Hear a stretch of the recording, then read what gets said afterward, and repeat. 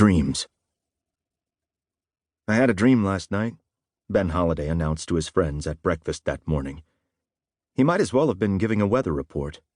The wizard Questor Thews did not appear to hear him, his lean, owlish face furrowed in thought, his gaze directed some 20 feet above the breakfast table at an invisible point in space. The kobolds Bunyan and Parsnip barely looked up from eating. The scribe Abernathy managed a look of polite curiosity, but for a shaggy-faced dog whose normal look was one of polite curiosity, that was not particularly difficult. Only the sylph Willow, just come into the dining hall of Castle Sterling Silver and seated next to him, showed any real interest, a sudden change of expression that was oddly disquieting. "I dreamed about home," he continued, determined to pursue the matter. "I dreamed about the old world." "Excuse me." Questor was looking at him now, apparently returned from whatever planet he had been visiting. "Excuse me, but did I hear you say something about—" "Exactly what did you dream about the old world, High Lord?" Abernathy interrupted impatiently, polite curiosity become faint disapproval. He looked at Ben meaningfully over the rims of his eyeglasses. He always looked at him like that when Ben mentioned anything about the old world. Ben forged ahead. "I dreamed about Miles Bennett. You remember my telling you about Miles, don't you?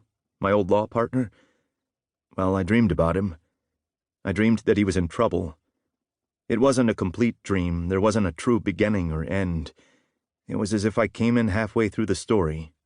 Miles was in his office, working, sorting through these papers. There were phone calls coming in, messages being delivered, people in the shadows where I couldn't see them clearly. But I could see that Miles was practically frantic. He looked terrible. He kept asking for me. He kept wondering where I was, why I wasn't there. I called out to him, but he didn't hear me.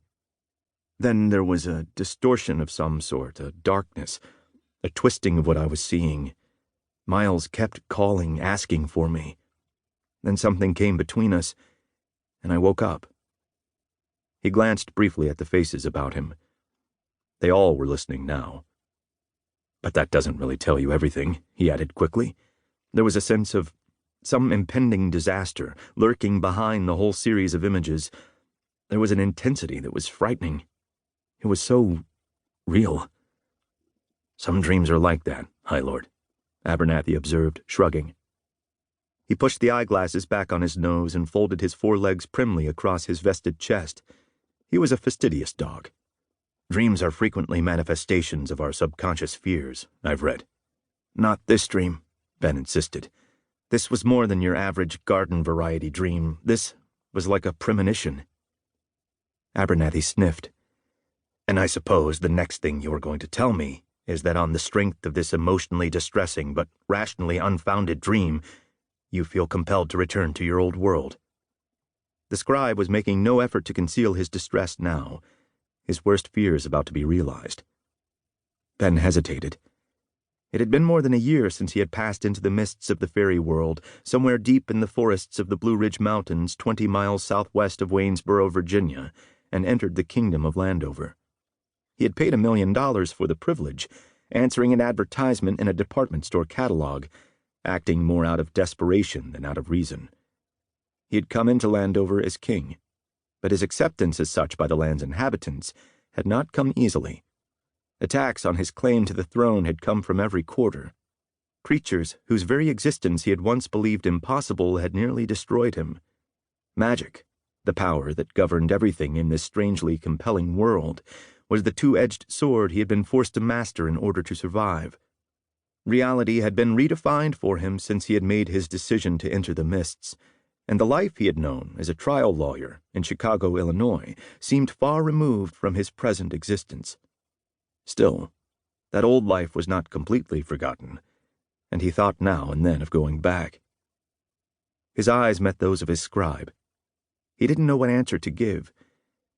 "I admit that I am worried about Miles," he said finally. The dining hall was very quiet. The kobolds had stopped eating, their monkey faces frozen in those frightening half-grins that showed all their considerable teeth. Abernathy was rigid in his seat. Willow had gone pale, and it appeared that she was about to speak. But it was Questor Thews who spoke first. A moment, High Lord, he advised thoughtfully, one bony finger placed to his lips.